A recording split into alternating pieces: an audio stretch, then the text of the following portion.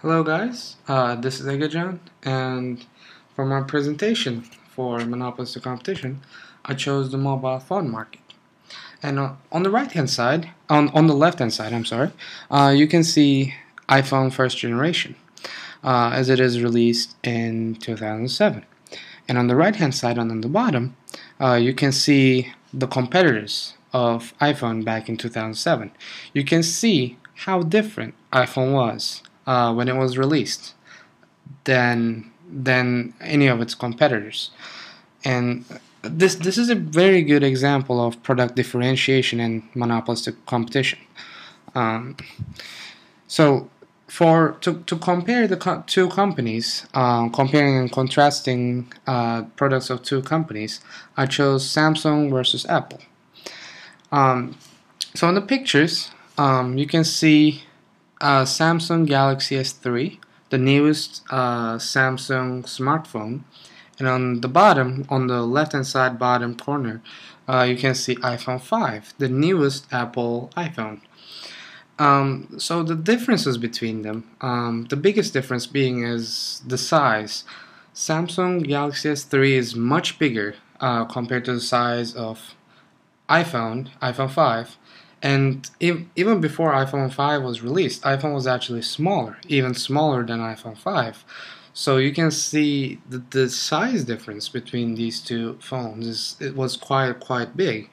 Um, and another biggest difference between these two mobile phones was it still is their operating system.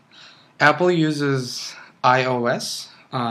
It's Apple's unique operating system, and Apple's been using a similar operating system since 2007, as it came from the first generation iPhone. The menu is pretty much the same. Only the background picture wasn't there in iPhone first generation. But other than that, menu is very similar, and the functions is a lot of functions have been added to Apple's operating system. However, as applications, but the main operating system didn't change very much. And on the right hand side, you can see Samsung Galaxy S3, um, and it uses Android operating system. It is a completely different operating system that is based on Linux. But you can see the menus are pretty much, they look pretty much the same with iPhone. The icons, the position of different applications, they look pretty much pretty similar. But when you actually look at the operating system itself, the operating system is very different.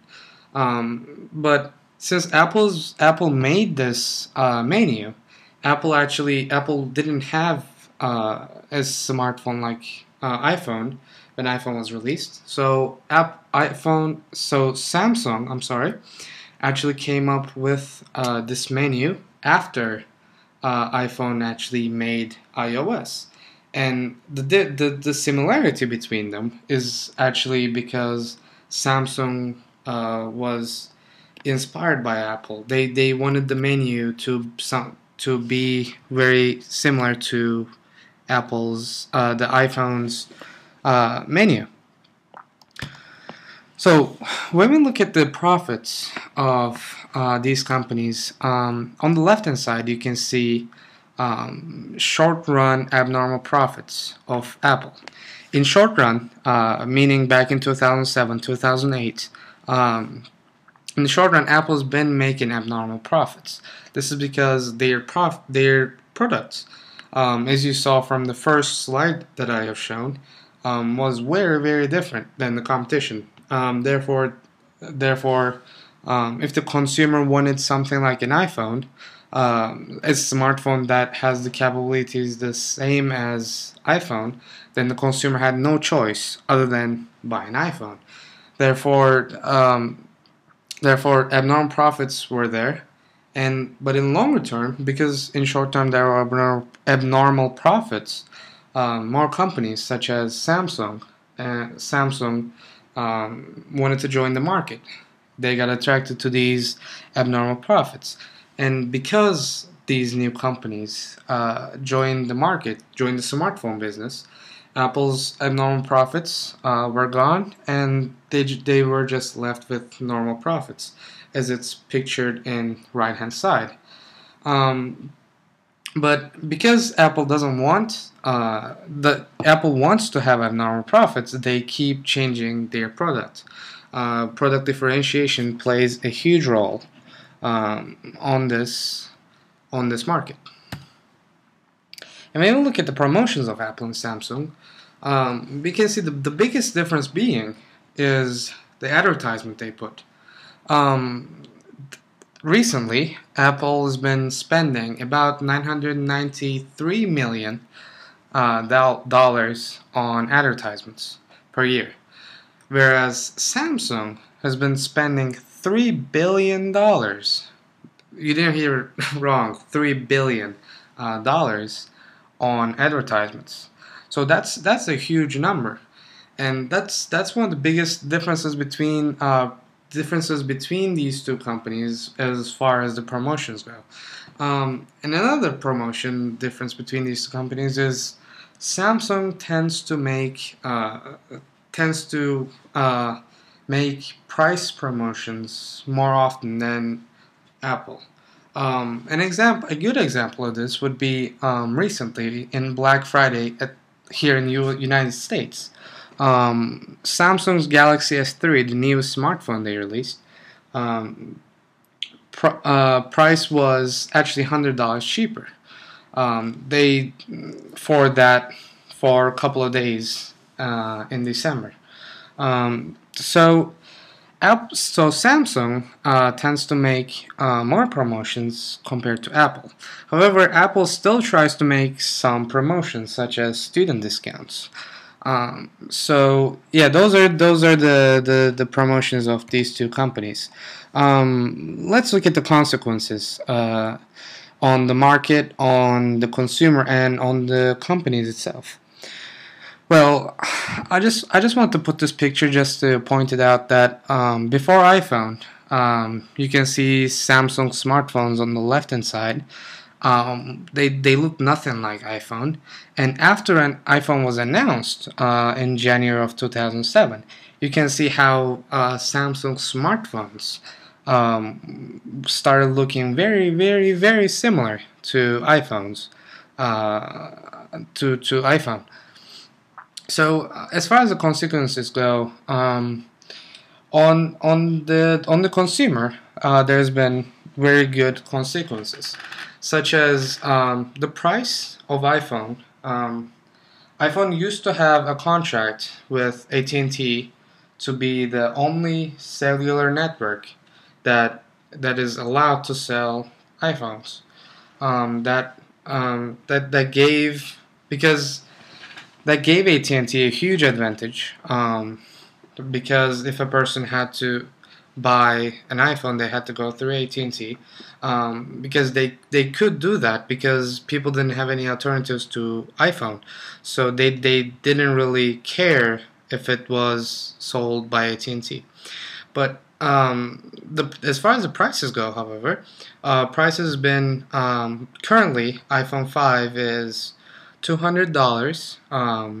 You pay $200, and then you sign a contract with either AT&T or Verizon, because the Apple doesn't have the contract between AT&T now. Verizon can also sell iPhones. You sign a contract for about 48 months that basically saying you will use AT&T or Verizon's network, cellular network, on your iPhone. So you basically buy this product for $200, but you still have to keep using the cellular network that you bought the iPhone from for the next 48 months. So the consequences on the consumer has been, and another good consequence on the consumer is the product, the new technologies on these mobile phones. When the iPhone came in back in January of 2007, if Samsung didn't actually try to make something similar to something very similar to the iPhone, then Apple wouldn't actually want to change their phone much. They wouldn't want to improve on their phone because it's already selling too much and there's no competition. But since Samsung already also joined the market, as well, Motorola also joined the market. Now Apple has to make technological advancements, and Samsung has to make technological advancements to get in front of Apple. So the positive consequence on the consumer is basically the added technology. And if you look at the companies, there has been very very good consequences on very good effects of this and on Samsung, because Samsung was not very big before 2007, but after they started making smartphones that are very similar to iPhone, their business grew very big. They started selling much more than what they used to sell. But there's been bad consequences on Apple, however, and this is because in 2007 Apple was been the only company that had a smartphone that's so much capable of doing. Um, so, but right now, and Apple could do anything they want with their product because there was no competition. However, currently, since there's much more competition, and the competition's been catching up, Apple had to Apple has to make new technological advancements and better non-price competition in order to keep up with other firms that are also in this monopolistically competitive market. And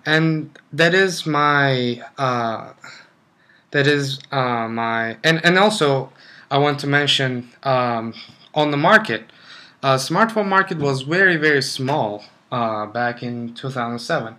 However, currently it is very big. It's growing very big. So there's been very positive consequences on the smartphone market after Apple and Samsung started producing these new smartphones.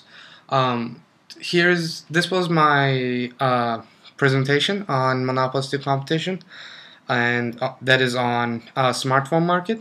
So thank you for listening to me. Have a nice day. Bye bye.